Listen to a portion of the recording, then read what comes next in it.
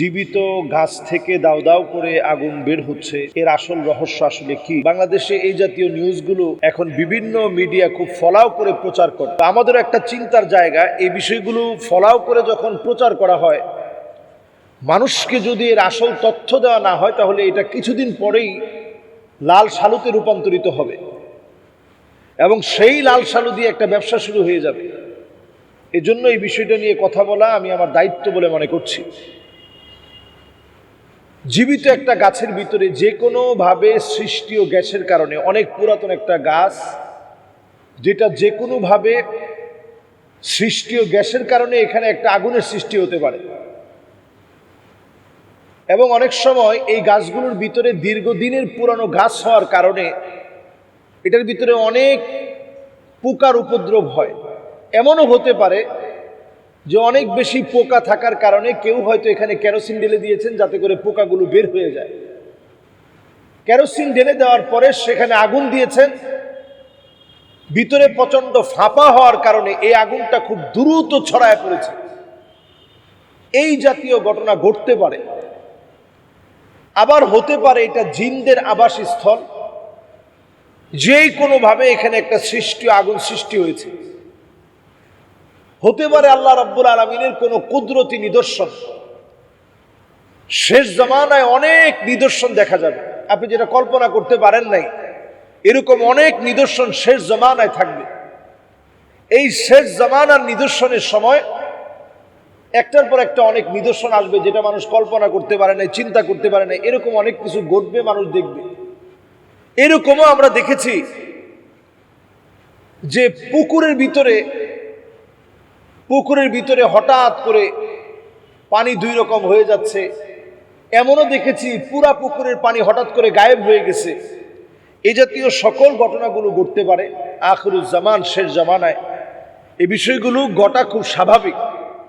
তো যদি এই বিষয়গুলো ঘটে থাকে, আমাদের দায়িত্ব কি? আমাদের দায়িত্ব হচ্ছে এই ক্ষেত্রে কোনোভাবে ঈমান ধ্বংস করা যাবে না। খেয়াল রাখতে হবে, ঈমান এটা বড় দামি জিনিস। ঈমান যেন কোনোভাবে ধ্বংস না হয়, এই বিষয়ে আমাদের সজাগ থাকা লাগবে। ঈমান যেন আমরা ধরে রাখতে পারি। এই সময় যদি আপনি মনে করেন যে এই গাছ আমাকে কিছু দিবে, আপনার ঈমান ধ্বংস হয়ে গেল। নবী আলাইহিস সালাতু ওয়াস সালাম বলছেন, মান আতা কাহিনান আও আররাফান ফাসাদদাকাহু বিমা ইয়াকুল ফাকাদ কাফারা বিমা উনজিলা আলা মুহাম্মদ সাল্লাল্লাহু আলাইহি সাল্লাম।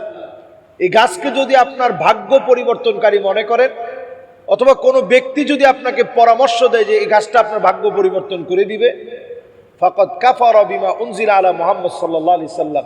নবী সাল্লাল্লাহু আলাইহি সাল্লাম যা নিয়ে এসেছেন, আপনি টোটালি নবী সাল্লাল্লাহু আলাইহি সাল্লামের আনিত পুরা কোরআনের বিরোধিতা আপনি করলেন, আপনি ঈমান হারা হলেন।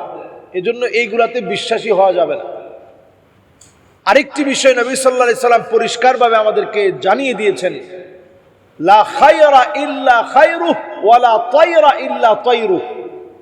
ইসলাম আমাদেরকে বলে আল্লাহ ছাড়া অকল্যাণ দেওয়ার কেউ নাই, কল্যাণ দেওয়ারও কেউ নেই। আল্লাহ রাব্বুল আলামিন ছাড়া কেউ আমাদেরকে অকল্যাণ দিতে পারে না। আল্লাহ রাব্বুল আলামিন ছাড়া কেউ আমাদের কোনো উপকারও করতে পারে না। আল্লাহ রাব্বুল আলামিন ছাড়া অমঙ্গল কেউ সাধিত করতে পারে না। এটা হচ্ছে ইসলামের বেসিক বিষয়। আপনি যদি মনে করেন গাছ আমার কিছু দিয়ে দিবে, যেই পুকুরের পানি হঠাৎ করে চলে গেছে বগুড়ার কাহালতে, আপনি মনে করলেন যে এই পুকুর আপনার কিছু দিয়ে দিবে।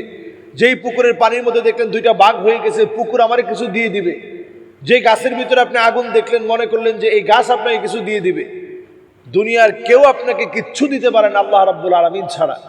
এই বিশ্বাসের নাম হচ্ছে ঈমান। আমানতু বিল্লাহি ওয়া মালাইকাতিহি ওয়া কুতুবিহি ওয়া রুসুলিহি। যেই দিন আপনি বলেছেন, সেই দিন থেকে এই কথার স্বীকৃতি আপনাকে দিতে হয়েছে, ওয়াল কাদরি খাইরিহি ওয়া শাররিহি মিনাল্লাহি তাআলা। ভাগ্যের ভালো এবং মন্দ এটা আল্লাহর হাতে, দুনিয়ার কোনো বস্তুর হাতে না।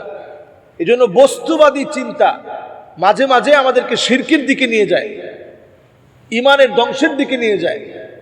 সেখান থেকে ফিরে আসা আমাদের ঈমানি দায়িত্ব। এজন্য এই জাতীয় ঘটনা যখন আপনারা দেখবেন যে জীবিত গাছের ভিতরে আগুন ধরতেছে, দাউ দাউ করে জ্বলছে, একটা পুকুর হয়তো পুকুরের ভিতরে অথবা নদীর ভিতরে একটা কবর মাঝখানে জেগে আছে, কোনোভাবেই কবরটা ডুবে না। এই সকল স্তরে সকল সময়ে খেয়াল রাখতে হবে, কোনোটাই আমার কল্যাণ অকল্যাণ কিছু দিতে পারে না। কল্যাণ অকল্যাণের মালিক হচ্ছেন আল্লাহ সুবহানাহু ওয়া তাআলা। এটার নামই হচ্ছে ঈমান। আল্লাহ তাআলা আমাদেরকে সকল রকমের ফিতনা থেকে আল্লাহ তাআলা হেফাজত করুক। আসসালামু আলাইকুম ওয়া রাহমাতুল্লাহি ওয়া বারাকাতুহু।